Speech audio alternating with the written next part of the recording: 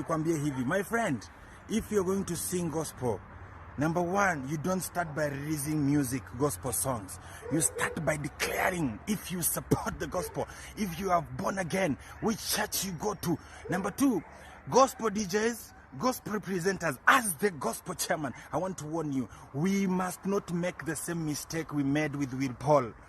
Ametuaibisha sasa. Steve Simple Boy, not on your playlist. We have no shortage of gospel artists to play. I hope hamutatufanyia venye mlitufanyia na Will Paul. Mwanze kulia baadaye tima gospel artist wamefanya. Steve Simple Boy has not declared that he is born again. Tunataka kuona pastor wake kanisa anaenda na kila kitu. So Steve Simple Boy, tafuta kwingine.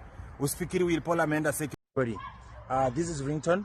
Na leo a very senior government official has called me na kaniuliza for permission to own rights to my song Zoea Kupigwa Mawe.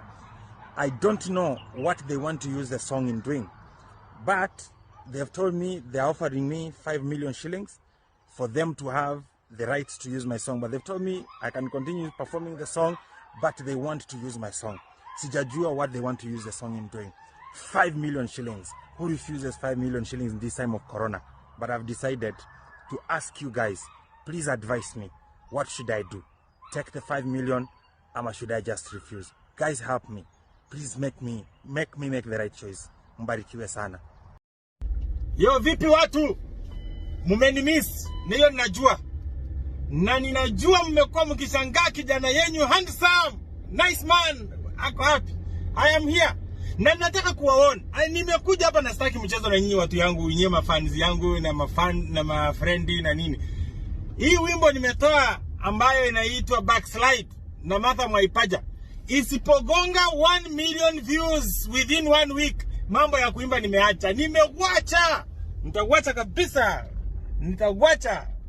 Tafadhali hiyo wimbo igonge 1 million views 1 week. Bila hiyo nawacha. Hii mambo ya muziki ya Mungu ni mimi nawacha. Nitaenda kulima matoke na mahindi na saga. Chinsaga managua yote hiyo. Niaje wase? Mazee, nataka niseme hivi. Mazee, nataka mfanyie favor. Please nifanyie favor watu online. Watu online nifanyie favor. Nataka mtu atafute sister ya Will Paul ama cousin ya Will Paul na mkune mpaka Will Paul asikie uchungu. Na umpostie na umtag.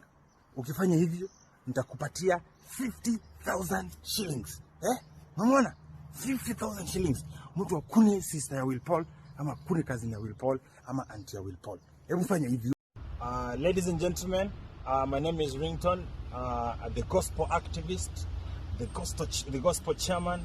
Na leo nataka tu kusema hivi, we are very angry na wasanii wawili ambao ni Jux na Otile Brown, ambao wanaimba nyimbo yao mbaya ya kidunia, ya kishetani, ya kusifu wanawake, alafu wanaanza kusema mwanamke amekuwa kama Messiah.